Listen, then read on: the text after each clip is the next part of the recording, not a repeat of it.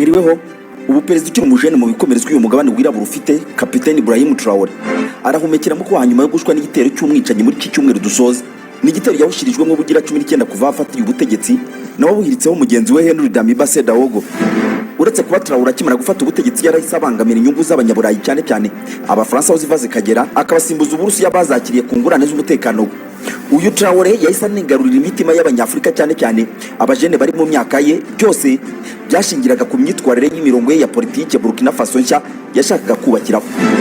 Ingingo yavugaga ko arizo zimuraje ishinga mu byatumye asa n'ukorera kuri emergency yo guhirika ubutegetsi bwa mugenzi we Henry Damiba nawe bafatikanije guhirika ubutegetsi bwa Marc Kabore, bituma amazi uyu Damiba namuhungira muri Togo.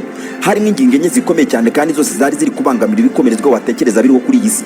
Icyambere cyihutirwaga kwari kwirukana Abafaransa mu gihugu bita le pays des hommes intègres, ubwo ibyo bakabikora Umufaransa yimuwe n'Uburusiya. Ibyo nabyo kandi bikaba cyari ikindi cyaha gikomeye ukurikije igihe yabikoreye. Yabikoze mu gihe isi yose yari iri guhatirwa amatora yemeza ko banga Uburusiya, kandi abaperezida cyane cyane Abafurika bagahatirwa gutora bemeza niba Uburusiya bukatirwa urwo gupfa. Ariko nanone mu gihe urubanza rutaracibwa Uburusiya bukaba bushyizwe mu kato bwo na Vladimir Putin wabo. Ingingo ya kabiri kwari guca imbaraga z'amahanga mu byemezo bifatirwa Burkina Faso, ahubwo Abanyaburkina Faso bakaba aribo bifatira ibyemezo. Ingingo ya gatatu kwari kurwanya igiturire, icyo nacyo ariko kwari kwihanduza icumu kuko abaryaga icyo giturire bari abategetsi bo muri Burkina Faso bayihabwaga n'abajejeta faranga baho bigarurira ubushabitsi bw'amabuye y'agaciro birimo na uranium yaho, hanyuma bakayigurisha Abanyaburayi. Ariko byose bikabaho gutyo umuturage wo hasi muri Burkina Faso akamaro ko kuvukira mu gihugu gikungahaye kuri iyi mari yose Imana yabihereye nta kanuna bifiteho. Ingingo ya kane yafashe igisirikare cya leta uko cyakabaye noneho agikoropa mu mutwe amatwara ya Roch Marc Christian Kabore na minisitiri w'intebe Racine Zerbo. Ubundi byatangiye babyumvikanaho we na mugenzi we Henry Damiba ko bagomba guhirika ubutegetsi bwa Marc Kabore bashinjaga kuba ntacyo ari gukora ngo arengere umuturage cyane ko kumurinda iterabwoba ry'imitwe y'abajihadiste byari byaramunaniye. Nuko bafatikanije na Damiba maze bahirika ubutegetsi, ariko nawe nyuma y'amezi 9 amuturumbura mu biro by'umukuru w'igihugu amushinja ko nawe yageze mu biro by'umukuru w'igihugu akituriza. Ni nuko kapiteni yisanze ategeka igihugu kirimo ba koloneli na za doktora umurundi, ariko bose akabashinja kuruca bakarumira mu gihe bagashaka buhaki bakomezaga kubagira ingaruzwa mu hito zabo mu gihugu gikungahaye uko nguko maze kubwira haruguru. Tutatandukiriye ibya yangingo ya kane y'40 y'ingenzi mu byihutirwa kuri Traoré kwari kubaka igisirikare gishya kandi cyiteguye gukorera inyungu z'umuturage mbere y'undi uwo ari we wese, kandi nta cyari gusimbura kumuha umutekano n'ituze babanza kurwanya imitwe y'abajihadiste. Ishyano ryaje gucika umurizo noneho mu rukerera rwo ku itariki ya 19 Nzeri mu 2023 ubwo ibinyamakuru by'isi yose byazindukaga byandika kagakungu ka bya bihugu byose uko ari bitatu byari bimaze iminsi mu ikungika ryaje kubyara urugomo. Abo muri Kuwasi n'Uburayi banze kubabarira kuko guhirika ubutegetsi bwitorewe n'abaturage, ariko mu kinyuranyino cyo kuba abaturage bose bitirirwaga kuko batowe n'abaturage barabagaragu ba politike z'Uburayi.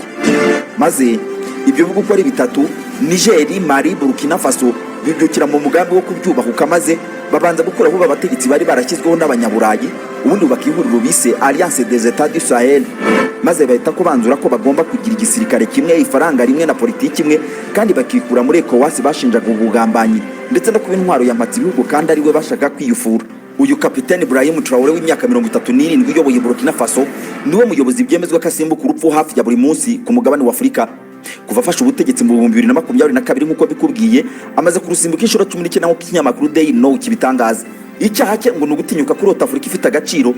Afurika yifatira ibyemezo hatabaye akaboko k'Abanyaburayi bagiye bagerageza kumutega ibisasu ngo bari byo bimusandarana, kohereza abicanyi ngo bamwirenze, kimwe no guha umurundo w'amafaranga abasirikare bahora hafi ye ngo bari bo bamwirenza, ariko byose bikaba iby'ubusa. Ibrahim Traoré aracyariho kandi akomeje gutegeka igihugu cy'uko abishaka. Abaturage baramushyigikiye kandi buri umwe intero n'inyakubahura imbere tukuri inyuma natwe turagushyigikiye. Ariko si kubera icyo umusirikare ukiri muto yajya mu muhigo bashaka kumwivugana mu gihe kitaruzura imyaka 3 gusa bakaba bamaze kumusha inshuro zigera kuri 19 baramuziziki. Nubwo tudafite ubwenge bwinshi nk'ubwa Sir Isaac Newton wabonye pome iguye akayibyaza iby'ubugenge, Newton's law of universal gravitation, nta nubwo turi intyoza kandi nk'umunya Scotland Dr. Sir Alexander Fleming warabutswe uruhumbo rwa Staphylococcus akayibyaza ibya penicillin tuvura iby'abaganga bazakubwira. Ariko ntabwo twabura ubushobozi bwo kwibaza utubazo tworoheje kuri uyu Traoré niyo gufasha ubutegetsi muri Burkina Faso, maze Abanyaburkina Faso bose bagakira induru ku munwa cyane ko yaraje yirukana Abafaransa bari barabariye imitsi imyaka 40 nyuma yo guhambiriza abo bita badahambana. Ubu tuganira ubuzima bwe bumeze gute? Ingingo yo kurusimbuka buri munsi nayo ntabwo turi buyirenze ingoye muri iki kiganiro, kandi turakirangiza tuzisubije. Nitwa bavuga neza Jonathan ngwaye ikaze. Ubu ubundi Burkina Faso ingana n'u Rwanda uko inshuro 9 ku buso bwa kilometero kare 274 n'abaturage miliyoni 23 n'ibisago. Ni igihugu kandi gishashe neza mu mutima wa Afurika y'Uburengerazuba, gishagawe na Niger mu majyaruguru, mu majyepfo hakaba Togo, Ghana na Cote d'Ivoire, mu burengerazuba kigakora kuri Benin. Ni mu gihe Mali iri mu burengerazuba ku mupaka mugari ugera mu majyepfo y'amajyaruguru. Ni igihugu kandi cyakomeje kubamwe ibibazo biturutse hanze yacyo bijyana n'ubukoroni, iterabwoba, ubukene. Benshi bagereranya Traoré na Thomas Sankara wayoboye Burkina Faso hagati y'umwaka w'1983 kugeza mu myaka y'1987. Ariko kandi yishwa zira gutinyuka kurwanya inyungu z'abafaransa muri iki gihugu. Traoré ntabwo yavukiye mu muryango ukize nk'uko benshi bashoboraga guhita babyibwira. Yavukiye mu gace k'icyaro ka Bondokuye gaherereye mu majyepfo y'uburengerazuba bw'iki gihugu, aho ababyeyi be byabasabaga kwirega imikayi bari mu maboko kugira ngo bahinge bihanagura kuya mpaka babonye ifunguro ry'abana babo. Yize ibijyanye n'ubutaka muri kaminuza, ahava yinjira mu gisirikare mu mwaka w'2010. Aho ngaho ahageze yazamuwe vuba mu ntera kubera ubwitange, ndetse anoherezwa mu butumwa bw'amahoro bwo kubungabunga amahoro muri Loni mu gihugu cya Mali mu bikorwa byo kurwanya imitwe y'iterabwoba biciye muri Timbuktu. Uhereye mu 2015 leta ya Burkina Faso yatakaje ubugenzuzi bw'ubutaka bungana na 40% bujya mu maboko y'imitwe y'ibyihebe ya Al-Qaeda na Islamic State. Muri Nzeri 2022 Kapiteni Traoré yahiritse ubutegetsi bwa Paul Henri Sendaogo Damiba, avuga ko nawe n'abandi bananiwe guhangana n'iyo mitwe ngo bayambura ibyo bice byose. Ku myaka 34 yari afite icyo gihe yahise ahinduka umukuru w'igihugu kiri mutoya ku mugabane wa Afurika, atangiza inganda zirenga 18 mu mezi 6.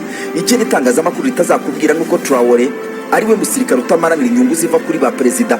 Yanze kwizamura umushahara we nk'umukuru w'igihugu, ahubwo agumana umushahara we wa kapiteni. Yirukanye ingabo z'abafaransa, ahagarika amasezerano y'ubucukuzi yabaga ahonyora abaturage, akorana n'Uburusiya, kandi anasubiza ibintu kuri gahunda neza nk'ibyo Sankara yakoze, kandi anasubiza ibintu kuri gahunda neza nk'ibyo Sankara yatekerezaga. Kuva ageze ku butegetsi, imyambaro yahise itangira gukorerwa muri iki gihugu, imitungo y'abanyabyaha irafatirwa n'ibindi. Ibi byose yavugaga ko ari ku nyungu z'umuturage giseseka. Nk'uko bitangazwa na Maisha TV Kenya, imigambi yo kwica Traoré itangirana na Mutarama 2023 nyuma y'amezi 3 gusa ageze ku butegetsi. Muri uko kwezi ubutegetsi bwabonye amakuru avuga ko hategurwaga igisasu cyo kumwica mu gihe cy'umukino wa CHAN, ngo bagombaga kumutega hanyuma bakamurasa. Ariko si ubundi ubwo ni gute ubwo butasi bwo bwabimenye? Ibimenyetso byinshi bigaragaza ko ari Uburusiya bwabahaye ayo makuru nyuma y'uko hari habaye undi mugambi wo kugerageza kumurika ku butegetsi nk'ibyo yakoreye abandi muri Nzeri ya 2023 nyuma y'umwaka umwe gusa ahiritse ubutegetsi bwa Henri Sendaogo Damiba. Ukaba umugambi kandi wari wishwe inyuma na Lieutenant Colonel Evrard ndetse na Prosper Bezi, bombi bacakiwe maze bagahirikwa mu buroko bahatirwamo ikiboko. Ariko aba nabo aheruka kubaha imbabazi arabarekura mu mwidegembyo. Abariko kandi ngo bari bagiye kubikora babitumwe na Paul Henri Damiba. Yari yaramwijunitse ko Traoré yamuhiritse nyuma y'amezi 9 atagiye kumva kanovera k'ubutegetsi ndetse no kwicara mu ntebe ya bya biro bisumba ibindi byari byo byose mu gihugu. Nyuma ye byaje kwemezwa ko hari n'abafaransa n'ibindi bihugu Traoré yubikiye imbehe yari gifatikanije na Henri Damiba muri uwo mugambi. Nyamara ibyo byose ntabwo biteye ubwoba kurusha ibyakurikiye nabyo ngiye kubwira. Hashyizwe hanze undi mugambi noneho rurangiza wagombaga gukoreshwamo amafaranga angana n'akayabo ka miliyoni 5 z'amadolari y'Amerika.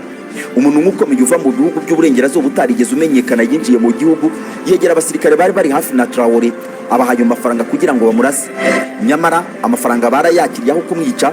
Babasirikare bajyanye ya mishandiko ya mafaranga imbere ya Traoré, maze baramubwira bati, afande, aya mafaranga tubonana nayo twahawe kugira ngo tukwice, ariko turi inshuti zawe kandi turabasangira ngero ntabwo dushobora kukugambarira bigezaho. Ibyo niko bigarukaho na cya kinyamakuru Maisha Kenya TV. Uwo muntu wateguye icyo gikorwa yarafashwe yakanirwa urumukwiriye, ariko ntabwo yigeze amenyekana cyangwa se ngo ashyirwe mu itangazamakuru. None ni bande bemera gushora izo miliyoni zose ku gatwe ka Traoré? Bazabyunguka mwiki? Burkina Faso ntabwo ari igihugu gikennye nk'uko benshi babitekereza, ahubwo nicyo gihugu cya kane ku mugabane wa Afurika gifite zahabu nyinshi. Hari zinc, lithium, manganese n'ibindi by'akangaro utabarura. Kandi ibyo byose mbere y'uko agera ku butegetsi byasahurwaga n'amahanga ku ngano nini kimwe n'abakire b'imbere mu gihugu. Abo ngabo rero nanibo buri gihe bahuzwa n'umugambi wo kumwirenza bijyana no kuba yarabakuye amata ku munwa, ariko abafaransa bakaza imbere ya byose. Ibrahim Traoré ubwo avuga ko ibikorwa by'iterabwoba mu gihe cye ndetse no kugerageza kumwivugana byiyongereye cyane nyuma yo kwirukana abafaransa no guhagarika amasezerano y'ubucuruzi nabo. CEDEAO iyobowe cyane n'abafaransa nayo yahise irunda ibihano umurundo kuri Burkina Faso. Inakomeza kandi kuvuga ko ishobora kugaba ibitero byo guhirika Kapiteni Traoré ku butegetsi. Nyamara kandi ibyo ntabwo biba kuri Traoré gusa, ahubwo n'undi wari wese ugeze ku butegetsi akiha ibyo kurwanya inyungu z'uburengerazuba muri Afurika, birasanzwe ko ubuzima bwe buba bugomba kujya mu kangaratete. Aho rero byaje guhindukira ikibazo cyo kwemera ibyo bagusaba cyangwa se ugakora ibyawe, ariko wabanje gukenyerera guhangana nabo mu rugamba rwo kugutwara ubuzima. Uhereye kuri Thomas Sankara, benshi bamugereranya nawe wishwe mu 1987 azira nawe ibyo kubangamira inyungu z'Ubufaransa muri Burkina Faso. Abafaransa babicishije muri Blaise Compaoré birangira bamwira byivu. Ibihugu by'uburengerazuba bivuga ko Uburusiya bwagaruye influence yabwo muri iki gihugu, ariko Burkina Faso gikavuga ko ubufatanye hagati y'ibihugu byombi bushingiye ku bwubahane nta kindi. Ku rundi ruhande, ibyo bitero byo kugerageza kumwivugana bigaragara nk'igikorwa cyo kurwanya igitekerezo cya Afurika ishobora kwigenzura ndetse no kwigenera ejo hazaza yigobotora ubukoroni rambyemo. Nubwo ubuzima bwe buri mu kaga, Traoré yatangije imishinga y'inganda, ubuhinzi ndetse n'uburinzi ku baturage. Bimwe mu bice by'igihugu byari byarafashwe n'ibyihebe byatangiye gusubizwa mu maboko ya leta, amasoko n'amashuri bihabarizwa byongera gufungura imiryango nyuma y'igihe kirekire bifunze. Mu gihe rero ahigwa na benshi, abandi ntabwo baburaga kwibaza niba noneho azaramba ntiyicwe agakomeza imigambi ye ku gihugu cye na Afurika muri rusange yigobotora ubukoroni. Abandi bayobozi benshi ba Afurika bigeze kubigerageza, harimo Patrice Emery Lumumba ni Thomas Sankara twavugaga. Aba bombi barishwe.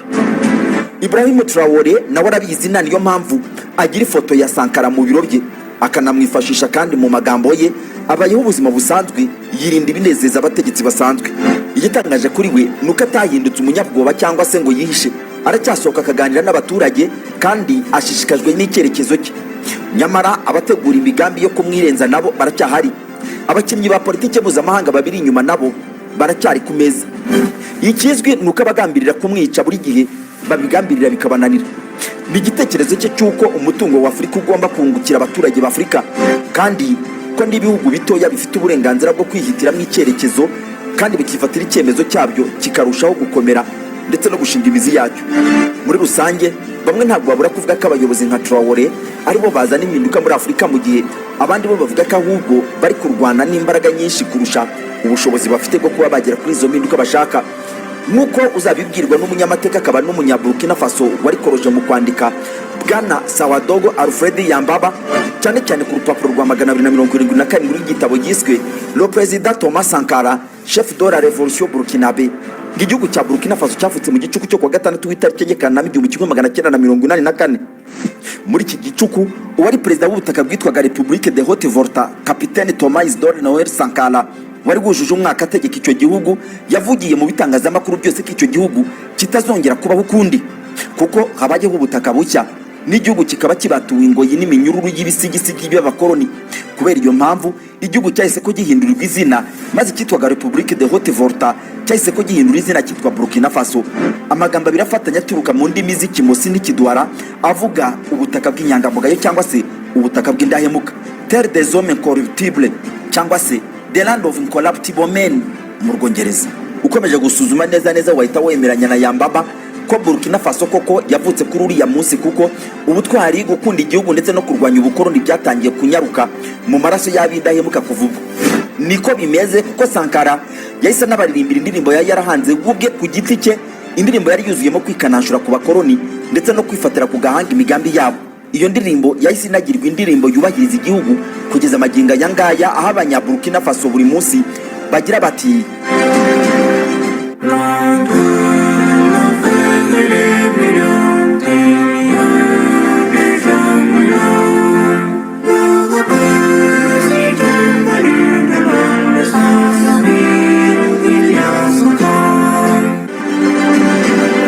icyo ni igice cya mbere, aho abavuga ko bambariye kurwanya uburetwa bw'imyaka nyakajana banyuzemo, ahubwo bakaba batanatinya kuvuga ko ubwo buretwa babunyujijwemo n'Abafaransa bari bagamije kubajyana bunyago ndetse no kubakandamiza. Niko bimeze, kuko Sankara yaje kwemeza ko yakoresheje ririya jambo la cynique malice ashaka kuvuga igihugu cy'Ubufaransa, naho Petit Serval Loko yashaka kuvuga abanya Haute-Volta. Ati rero aba Petit Serval Loko barwanyije le cynique malice imyaka n'akaka, bamwe baratsindwa abandi bakomeza kubira ibyuya, bamena amaraso ariko bafumbira ubutwari kugeza bahangamuye ubukoroni bushya ku butaka bwabo. Iyi ndirimbo Sankara yayise Une seule nuit, iri muri bimwe mu by'ubuhangange abanyaburkina faso bashingiraho bahorana ubutwari no kurwanya abakoloni n'imigambi yabo, nubwo aba bavamahanga bakomeje kubaca muri humye bakabarusha ubwenge kuva iyo ntwari yabo yapfa mu mwaka w'igihumbi kimwe magana cyenda na mirongo inani na karindwi ku itariki 15 Ukwakira. Ibyo bakabikora kandi binyuze mu bantu nka ba Blaise Compaoré, uwitwa Roch Christian Marc Kabore ndetse na Paul Henri Sendaogo Damiba, bakomeje gukwega igihugu cy'inyuma batatira indangagaciro n'amahame yari yarubatswe n'indahemuka Sankara. Nyamara ibyo ngibyo byaje no gusubirwamo ku itariki 30 Nzeri 2022 ubwo Kapiteni Traoré yasobanukirwaga neza n'amagambo Thomas Sankara yanditse muri ya ndirimbo ye Une seule nuit mu gika cya gatatu, aho yavuze amagambo rwose yanditse mu Rufaransa n'ibisobanuro nawe wakumva ukarushaho gukunda. Uwo Sankara wabaye rugabisha birengena rwa bizangoma w'abanyaburkina Faso. Muri cya gika cyahogoje abanyaburkinabe harimo Ibrahim Traoré, Thomas Sankara yarateruye ati: Essaya désormais en sa dignité recouvrer l'amour et l'honneur en partage avec l'humanité. Le peuple du Burkina chante un hymne à la victoire. Kandi kuva ubu n'iteka ryose duce akaboge twongere gutahura icyubahiro cyacu, urukundo n'igitinyiro bicamatanye n'ubumuntu, maze abanyaburkina Faso baririmba injyana y'insinzi.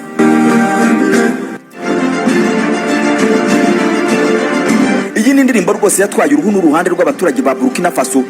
Yatangiye agira ati: à la gloire du travail libérateur émancipateur, à bas l'exploitation de l'homme par l'homme. Mu bisingizo by'umurimo kwibohora no kwibatura, maze dushire hasi ubusabuzi bukamura muntu bikozwe na mugenzi we. Kapiteni Ibrahim Traoré yemeza ko iryo jambo à bas l'exploitation de l'homme par l'homme ryo gushyira hasi ubusabuzi ashinja abo mu burengerazuba cyane cyane ariryo rimugenza, ikaba n'impamvu nyamukuru yamuteye gutembagaza ubutegetsi bw'abamusumbya amapeti. Aho rero naneho dushingira tugira tuti kuva maze gufata ubutegetsi ubuzima bw'abanyaburkina Faso ubu ngubu bugeze he? Ubundi Traoré yafashe ubutegetsi Burkina Faso ari igihugu gikennye cyane ku isi, kuko Human Development Index yemeza ko cyari kiri ku mwanya w'184 mu bihugu 189 miliyoni 9 n'ibihumbi 200 muri miliyoni 23 z'abanyaburkina Faso babarwaga nk'abari munsi y'umurongo w'ubukene. Bagasobanura ko 80% by'abatuye Burkina Faso bakaba abahinzi batari abakijyambere. Ubwo kikabarizwa kandi mu bihugu 77 aho kabitugu ko hakavuza ubuhuha. Ubushakashatsi bwa Departement y'ubutegetsi bwa Leta Zunze Ubumwe z'Abanyamerika dukesha ya makuru bwemeza ko ibyo byose byabaga mu gihe Burkina Faso iri mu bihugu bihunitse zahabu itagira ingano, ku buryo mu 2012 umushakashatsi ku mabuye y'agaciro Omiyira Bomederugo yemeje ko Burkina Faso ari igihugu cya kane mu kugira ubutunzi bwahogoje amahanga, nkuko twatangiye tubibabwira haruguru. Ntabwo ari ibyo gusa kuri iki gihugu kuko gikize no kuri zinc ikorwa mu ibyuma birabagirana ndetse no mu gisata cy'imiti. Ikirombe cya zinc cyitwa Parikowa Zinc Deposit kiri mu birometero 120 mu burengerazuba bwa Ouagadougou cyahuruje company nka AIM Resources Limited. Kandi amabuye y'agaciro nka copper, manganese, phosphate ndetse na limestone byose ni umugisha Imana yihereye abanyaburkina Faso. Ibibazo byiyongereye kuri ubwo bukene n'imitwe y'iterabwoba y'abajihadiste na Al-Qaeda byayogoje amajyaruguru ya Burkina Faso, ukongeraho nanone no kuba igihugu cyari cyarajyanywe bunyago n'Ubufaransa ku buryo butashakirwa ibindi bimenyetso. Ibyo bibazo byose rero nibyo byasanganijwe umusore mutoya w'imyaka 37 Kapiteni Traoré, maze ahabwa ikizamini cyo gutanga igisubizo cy'ibyo bibazo byose. Icya mbere yakoze kwari kugira ngo ubutegetsi bwe bubone igisubizo bitomoye, kwari ugutangaza ko imigambi ye ari ibiri gusa. Icya mbere nicyo yise lutter contre le terrorisme et restaurer l'intégrité territoriale, ni ukuvuga kurwanya ibyihebe byadogereje umutekano wa Burkina Faso, wagashinja kuba ari imwe mu mitwe yabo mu burengerazuba, maze ubutaka bwose bukaba mu maboko ya leta, dore ko 40% by'igihugu cyose n'ubundi bwari buri mu maboko y'ibyo byihebe. Icya kabiri yakise reconstruire l'État et améliorer la gouvernance, icyo ngicyo kikaba kongera gushyiraho ubutegetsi buhamye kandi buhamisha ibirindiro n'ibigwi, maze akimika nazahura imiyoborere yavugaga ko yari yarazambaguritse. Aho ngaha kandi akavuga ko ibindi by'ubukungu, imibereho myiza ndetse na rubanda n'imikoranire byose bishingiye kuri ayo mahame abiri. Mbere na mbere ku itariki 23 Mutarama 2023 umuvugizi wa Traoré Jean-Emmanuel Kedraogo yavugiye kuri radio na televiziyo Burkina ati: ce que nous dénonçons aujourd'hui, dushesha amasezerano yemereraga ingabo z'Ubufaransa kuba muri Burkina Faso, which allows French forces to be in Burkina Faso. Yavuze ko bamaze kuvumbura ko Abafaransa bohereje abasirikare babo ngo bajye kurwanya ibyihebe bya Al-Qaeda na Islamic State, kandi n'ubundi aribo bakorana nayo. Avuga rero ko kuvugwa bahise ko baca umubano n'iki gihugu cy'abakoroneje. Ibyo kandi Traoré yabyise ko ari gukora bya bindi Sankara yagarutseho bya abal exploitation de l'homme par l'homme. Yagiye gutandukana n'abafaransa yari amaze gushinga ubutegetsi bwashingiye kuri guverinoma y'inzibacyuho habereye perezida. Noneho bwana Apollinaire Joachim Kayelem de Tambela, umunyamategeko n'umugabo wanga bo mu burengerazuba urumuka, akaba na minisitiri w'intebe, guverinoma ye kandi ikaba ifite inteko ishinga amategeko y'inzibacyuho iyobowe na Ousmane Boguma. Ni mu gihe bagendera ku itegeko nshinga hamwe n'inyandiko yihariye igenga ubutegetsi bw'inzibacyuho igena igihe n'ukuntu ubutegetsi buzarangiza manda hagategurwa amatora mu mezi 21. Nyuma y'iminsi ibiri amaze kwirukana abafaransa, Traoré yahise agena ingengo y'imari ya Burkina Faso ingana na miliyari 12 n'igice cy'amadolari ya Leta Zunze Ubumwe z'Abanyamerika mu gihe cy'imyaka 3 y'inzibacyuho. Ni ukuvuga ko buri mwaka yari yagennye ko ingengo y'imari ingana na miliyari 1 na miliyoni 100 z'amadolari ya Leta Zunze Ubumwe z'Abanyamerika. Yahise kandi anatangaza ko nibura 40.9% by'ingengo y'imari bigomba kuva mu mabuye y'agaciro, yahise yongerera igiciro. Naho 32.2% ikaba ari umwenda azakura mu bihugu tuza kubona, mu gihe 19% ngo ari ubufasha. Nyuma y'ibyo byose yahise atangaza ko n'ubundi nta munyamahanga uzongera gukora ku mabuye y'agaciro ya Burkina Faso, kuko yahise yirukana kampani zicukura zahabu, maze ashinga ikompanyi bwite za leta, none ikagicukura ikanagurisha zahabu n'andi mabuye y'agaciro, kandi nta by'ubujura n'ubusahuzi bibayeho. Ibyo ngibyo yabikoze ari kuvuga ko yabyivumburiye neza ko abanyamahanga bayacukuraga, maze umusaruro yavuyemo bakawukoresha batera inkunga imitwe y'ibyihebe. Mu byo yavugiye imbere y'itangazamakuru yabigarutseho muri aya magambo. C'est dans ce sens. Nk'igisubizo twiramiye kampani zatuma ducukura tukanagurisha amabuye y'agaciro yacu, by'umwihariko zahabu. Rero nk'ubu ngubu zahabu urubyiruko rwacu rwacukuraga, hari n'abandi bantu bazaga bakayicukura ku giciro gitoya, maze ahubwo bagashongeza iterabwoba risiga tudafite n'ubugenzuzi ku gihugu cyacu. Na niyo mpamvu twatekereje gushinga iyi kampani kugira ngo tugerageze kongera kwigarurira ubugenzuzi bw'ibirombe byacu. Nous essayons aujourd'hui de moderniser un peu. Ibyo nabyo byakurikiwe no gutegeka abaturage gukura amaboko mu mifuka, noneho bagakora batikoresheje. Abenshi ku ngufu bategetse kuyoboka ibishanga, hanyuma bagahinga kuko imisoro yari yongerewe kugira ngo bazamure ubukungu. Kubera iyo mpamvu raporo ya Departement ya Leta Zunze Ubumwe z'Abanyamerika yemeza ko mu gihembwe cya kabiri cy'umwaka wa GDP Burkina Faso yavuye kuri 5.5% mu mwaka wa 2022 ikagera kuri 6.9% muri 2023. Ku itariki ya 12 Kanama 2023, Daniel Pajanka na Pazove Abalo bahagarariye banki y'isi muri Burkina Faso basahuye raporo ivuga ko hari icyizere ko uyu mwaka uzajya kurangira ubukungu butumbagiyeho kandi n'ibice 3% hagendewe ku ngamba nshya leta ya Traoré yari yarashyizeho. Ku itariki ya 16 Gashyantare 2023, Minisiteri y'Ingufu, Ibirombe na za Kariyeri yashyizeho gahunda yo kugeza amashanyarazi n'ingufu ku baturage bo mu cyaro. Yari gahunda yari yaratekerejwe n'abategetsi ba mbere, icyitwa Africa Mini Grids Program. Biremezwa kandi ko yafashije benshi mu kwikura mu bukene no mu kizima, ariko leta ya Traoré yashyizemo akayabo ka miliyari 1 na miliyoni 86 n'ibihumbi 476 n'amasefa 580. Mu magambo makeya, igisata cy'ubukungu na politike iyo gushinga ubutegetsi buhamye kandi bugenzura abaturage neza bisa nkaho yamaze kubirangiza. Mu bisagara byose abaturage bishimiye ubutegetsi kuko biyumva nko gusubira mu bihe bya Thomas Sankara. Amakuru avuye Ouagadougou yemeza neza ko ahateranira abantu hose hatatse amashusho ya Ibrahim Traoré. Ubu Burkina Faso ni igihugu kitakirangwa n'abafaransa n'abambari babo n'amatwara yabo mu buryo bweruye, kuko hanaba uburyo bw'ubutasi, ubukangurambaga mu mashuri no gushishikariza abana bataye ishuri biri mu by'ingenzi mu biri gukorwa muri iki gihugu cya Burkina Faso. Abaturage bari barahungiye muri Togo, Cote d'Ivoire bari guhunguka kuko icyuka cy'intambara kigenda gishira. Mu buryo butakiri ibanga, leta ya Burkina Faso iri gukorana na leta y'Uburusiya. Mu makuru ataramenyekana ngo abadiplomate b'Abarusiya baranyuranamo hagati ya Moscow na Ouagadougou. Mu kirere n'uruvunganzoka rw'indege zibisikana izigenda n'izigaruka zitwaye abadiplomate. Margarita Aledondas ukorera ikinyamakuru Atalayar cy'abanya Espagne yemeje ku itariki ya mbere Nzeri umwaka wa 2023 ko kuri uwo munsi Perezida Traoré yakira itsinda ry'abadiplomate bari baturutse mu Burusiya baje Ouagadougou kwemeranya ku mikoranire Perezida Vladimir Putin yari yagiranye na Traoré ku itariki 28 Nyakanga muri uwo mwaka, ubwo bahuriraga mu nama ya Afro-Russia Summit. Itsinda ryari riyobowe na Bwana Yunus Bek Yuvukurov uwari minisitiri wungirije Sergei Shoigu mu ngabo z'Uburusiya. Nyuma y'iyi nkuru, Perezida wa Burkina Faso yaje gusohora itangazo rivuga ko koko iyo nama yabaye bakemeranya ko Abarusiya bagiye kohereza abakomando, hanyuma bakajya batoza kadete b'abanya Burkina Faso abasirikare bakuru ndetse n'abadiplomate b'intambara. Impamvu y'ibyo byose no kwibuka Burkina Faso gikomerewe n'imitwe y'ibyihebe ya Islamic State na za Al-Qaeda. Iyi mitwe yatangiye guteza imvururu n'intambara muri Burkina Faso kuva mu mwaka wa 2015, gusa abaperezida bose bakaba barayishenjekeye kugeza ihitanya abagera ku 16,000 maze miliyoni 2 bakurwa mu byabo, cyane cyane mu majyaruguru y'igihugu. Kugira ngo Traoré ahangane nayo, leta ye yashinze abakoranabushake b'urubyiruko rw'abanyaburkina Faso we yita aba Wagner birabura.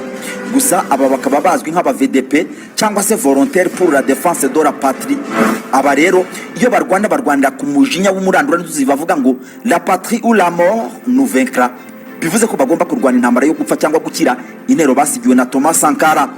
Aba rero bariye karungu, ikibe cyose bafashe bagikorera ibyo Nyiramashyongoshyo yakoreye Ruhinanga, bakarenzaho no kumuta mu kirambi yisangira Rwakagara se wa Kanjogera wari wifitiye ibirunge. Nuko ikindi kintu kigezweho muri Burkina Faso kandi gisobanuye byinshi muri politike y'isi n'umubano w'igitangaza kandi w'inyungu zihambaye hagati ya Burkina Faso n'igihugu cya Irani, cyangwa no w'injangwe n'imbeba nabo mu burengerazuba. Ku itariki ya 7 z'ukwa 9 umwaka wa 2023, ikinyamakuru African News kizwiho gutanga amakuru azira ivumbi cyemeje ko gifite amakuru y'impamo ko Burkina Faso yatangiye gukorana na Irani. Mbere gato y'iyo tariki, mu ibanga rikomeye, Minisitiri w'ububanyi n'amahanga wa Burkina Faso Madame Olivia Luamba yagiye Tehran muri Irani agirana ibiganiro by'ubufatanye n'uwari perezida wa Irani Ibrahim Raisi, maze ibinyamakuru byabo birimo Etemad ndetse na Fars News Agency bimubaza ikimugenza, maze agiye kubasubiza avuga ko ibihugu byombi biri mu biganiro by'ubufatanye n'imikoranire mu nzego nyinshi. Dusoza, Burkina Faso ubu biriturije, iratimaje kandi iratunganye mu mutuzo n'umutontomo nk'uw'intare y'intarumikwa Traoré. Gusa bitari by'amahoro n'amahumbezi, kuko ingamba zo kugangahura ingaru z'ingurugunzu zaho zirengagiza zirarimbanije. Abaturage barishimira impinduka, impundu n'impanda zizira impuha ndetse n'impumeko z'impagarara n'impambara zarapanguwe, kuko nyine Sankara yagize ati aba l'exploitation de l'homme par l'homme, dushyire hasi ubusahuzi bukamura muntu bukozwe na mugenzi we kandi amahoro nanjye dukosezeye ku ruhimbi. Ajabu TV Show Rwanda.